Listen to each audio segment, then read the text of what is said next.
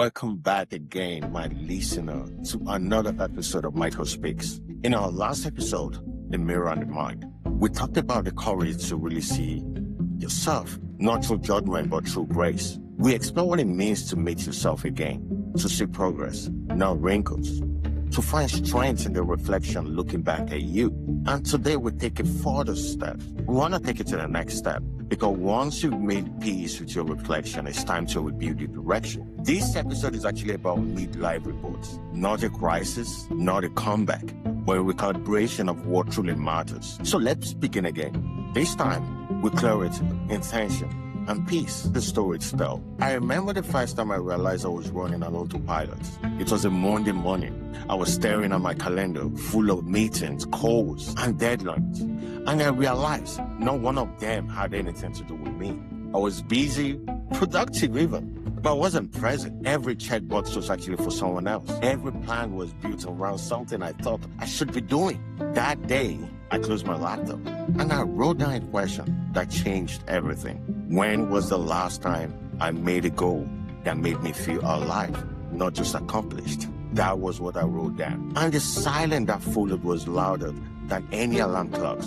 Because for the first time I realized I'd achieved a lot, but I stopped dreaming. I was maintaining, not growing, surviving, not evolving. That moment, that uncomfortable, quiet, humbling moment was my reboot. Not because I had failed, but because I finally stopped chasing noise and started listening for meaning. You see, sometimes life has to empty your calendar before it can fill your soul. But when that happens, you get a choice. Either you stay busy or you start becoming. A reboot doesn't really start with action, it starts with awareness. Take inventory of your life, your habits, your commitments, your emotions, and ask yourself these three questions. What still feels aligned with the person I'm becoming?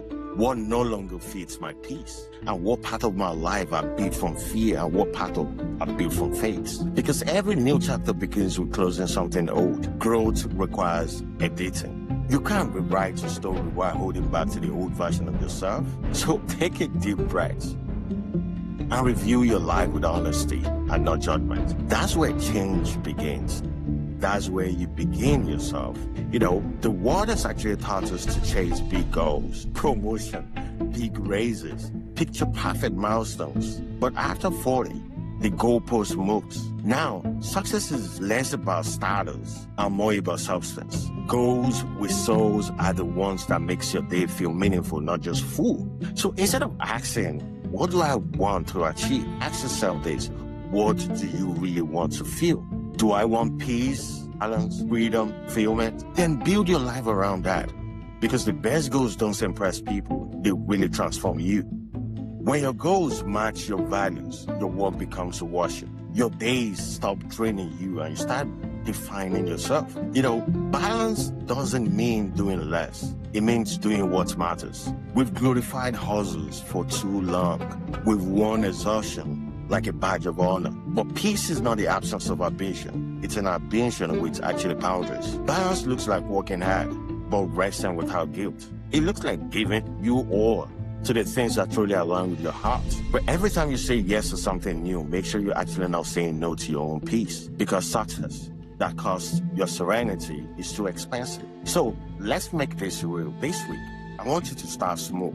Add down 3 things. 1 habit you're ready to release, 1 goal that excites your soul, and 1 daily practice that restores your energy. As you reboot list, not a resolution, it's actually a realignment. And if you feel overwhelmed, remember, small steps lead to the big awakening. The goal isn't perfection, it's actually presence. The reboot happens in the small, consistent choices we make every day. That ones that makes your peace louder than your present. Like I mentioned in my story, a few months after the empty calendar moment, I took a solo road trip. No meetings, no deadlines, no plans. Just me and the open road and a playlist, actually, that felt like medicine. I felt uncomfortable, you know, driving all alone, quiet. It was lonely. And as the miles rolled by, something started to shift without even realizing it. I was reconnecting with my own rhythm. The silence became space. The drive became clarity. Somewhere between about 20 and 30 miles, I pulled over Look at the horizon and smile. Because for the first time in years, I wasn't really chasing a destination. I was just enjoying the direction. That trip reminded me that your reboot doesn't really always start with a roadmap. Sometimes it just needs a moment of stillness and a little faith in what you're headed.